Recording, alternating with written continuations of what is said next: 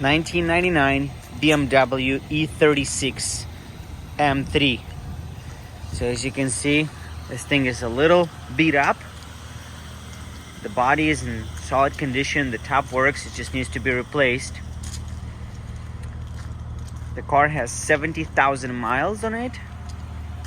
So my project is going to be to restore this thing to its former glory by cleaning out the interior, replacing all the plastic pieces, all the cracked rubber, getting it polished and looking 100% stock. So I'm not going for any crazy mods. It will be OEM plus. It's got a short shifter, but other than that, it's 100% stock. So stay tuned.